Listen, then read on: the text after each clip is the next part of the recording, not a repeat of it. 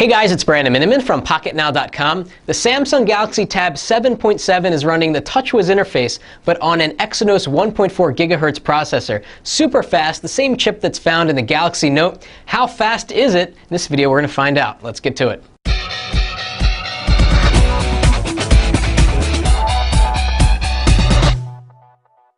So the Galaxy Tab 7.7 is running pretty much the same software that you will find on the Galaxy Tab 8.9 and 10.1.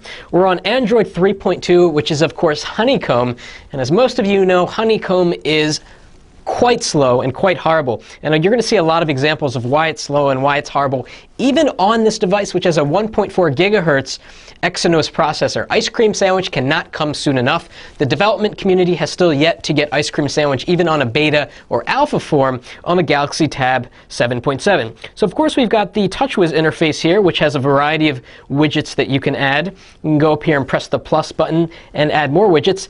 There's a great example of the slowness of Honeycomb. It took about 2 seconds to access the widget tray, and yet if I go back in it now, it'll probably be much faster. Honeycomb is inconsistently slow.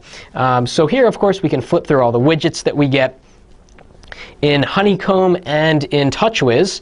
Get a lot of choices. You can add and remove home screens if you'd like, and add more, which is a nice touch. And let's go back to the main screen and flip around. Now, just like the 8.9 and 10.1, Samsung has added what I like to refer to as quick apps. So down here, if we press this up arrow, we'll get these applications that will actually float on top of the application that you're using. I'll demonstrate. I'm going to go into the weather application, get this nice full screen display, and let's say I want to just bring up the calculator, calendar, task manager, any of these things real quick. So here's the calculator app, and I can still use the app behind the calculator as if the calculator was kind of a stay on top application. And we can do that with other apps as well. So we'll go to that little up arrow. Let's add the calendar. And you can only have one on at a time. You can also use these quick apps to launch the full application. So let's go back into, say, the calculator application. We'll click the up arrow here, and it will take you into the full calculator application. Kind of a cool use of the bottom bar here in Honeycomb, which doesn't get much use otherwise. So you see what just happened? I went back to the home screen, and the widgets took about 2 seconds to load. However, if I were to go back into an app and back to the home screen, the widgets are inconsistently loading. So that's just, again, a side effect of having Honeycomb. Another interesting thing that Samsung lets you do is customize this fourth key, or this fourth button on the bottom bar here. So if I click on it right now, it's set to go right into search, kind of like an old school Android 2.3 effect. A lot of Android devices these days do not have the search icon. The way you can configure that is you go into settings here, you go into screen, and it's called quick launch, and you can set it to one of 4 things. You can have it do a screen capture, which is default for the 8.9, 10.1, and 7.7, and then we can also do applications, so we'll launch your application tray, search, or a quick way to launch the camera.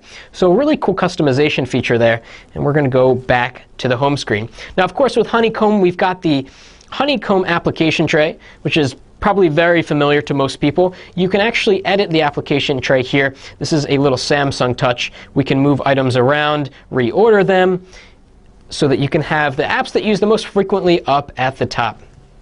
And let's go back to the home screen. Okay, so let's jump into the web browser and take a look at web browsing performance, which obviously is very important in day-to-day operation. See how the 1.4 gigahertz Exynos processor shines. Of course, this is the Honeycomb browser, so you're going to expect Honeycomb performance that might be slightly better because it's a 1.4 gigahertz processor. So we're going to jump to PocketNow.com. Let's see if we can go to the desktop view first. So we'll actually go to the mobile site.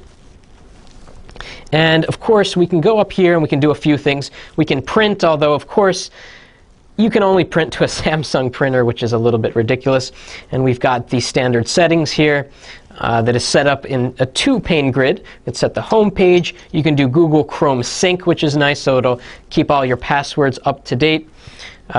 Based on what your browser preferences are. We can clear cache, clear history, all of that stuff. And then there are a couple things in Labs. Really like the quick controls. You turn that on, and what it will do, it will hide the top bar and give you a full screen browsing experience. Then you can take your thumb in from the side, and you get all of these controls. And there are more controls than you would experience on other Android devices. So what we can do here is we can go to the URL bar, we can go back, we can go forward, we can refresh, we can enter tab mode, really cool way to access tabs. We can stop, add bookmark, and go to settings. Let's go to the full version of PocketNow.com. We'll test screen rotation speed. Let's see how it looks as it's loading. A little stutter there. Saw the page kind of load a little bit slowly there. It's not done yet. Let's zoom in. Very smooth, but as you can see, it's having trouble keeping up with the page loads. A lot of blank spots there. Now that the page is completely loaded, it gets a little bit better, but it's still not as fluid as it should be with such a nice processor. So while it loads, we're going to flip it into landscape. No screen animation because I have got screen animations turned off pretty quick there. Let's go to a very long web page. Let's go to Engadget. So I'm going to go over here and go to the URL bar. I'm going to type in Engadget. And by the way, while we're on the keyboard, I want to talk about the options that you get because Samsung adds in their own keyboard options. This is the standard Samsung keyboard. You can also press the button in the upper left corner here to get a taller keyboard. Kind of like the smaller keyboard, it's more conducive to typing in portrait. You can go into the bottom right corner here, tap on the keyboard icon, and change to swipe. And the cool thing about swipe is that it brings you a smaller keyboard, the same size or kind of the same aspect that you would get on a Samsung phone. And you can actually move the swipe keyboard to the right or to the left, which is really cool.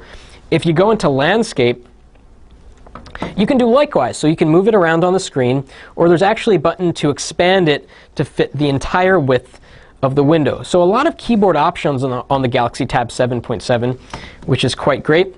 So we're going to go to Engadget.com. Let's switch back to the regular Samsung keyboard. Just more practical. Engadget.com, and we'll press go. Let's open up another tab. Let's push it to the test here. So we're going to go to, say, The Verge. Get some graphic, intense websites up here. See how the Galaxy Tab 7.7 handles it. Let's keep it going. Let's go to Google. Okay, there's Google, and now we have 3 tabs loading. We can switch between them with this cool quick view. Let's go up to Engadget, and here is the website. Very long web page, a lot of graphics. Let's flick down and see how it goes.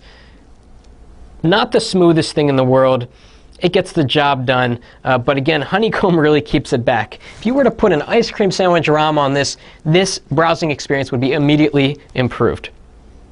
Another thing we should mention is that we cannot figure out why the Galaxy Tab 7.7 has a speaker grill at the top. Very strange. In fact, the Verizon version of this does not have the speaker grill at top. When you play sound on this device, the sound comes out of the dual speakers on the bottom here, not out of the top. When there's a speaker grill on the top, it implies that it can be used as a phone. Obviously, you're not going to hold the 7.7 to your head and use it as a phone. So we're wondering what Samsung has planned, why they have a speaker on the top there, and it went into kind of the inverse orientation. So bottom line with the software in the Galaxy Tab 7.7 is that it's held back by Honeycomb. It's got the potential to be an amazing tablet. TouchWiz is a great interface. The screen, the Super AMOLED screen, really pops. Fantastic color, fantastic contrast, but the speed issues of Honeycomb make this tablet difficult to use at times. In fact, at times I want to go back to the Galaxy Tab 7 with Gingerbread on it because that at least is consistently quick. So we can't wait for the ice cream sandwich update on the Galaxy Tab 7.7. Keep an eye out for the final review on PocketNow.com. We'll put a link in the description when that's ready. If you like this video, please give us a thumbs up, and of course, thanks for watching. That's it for now.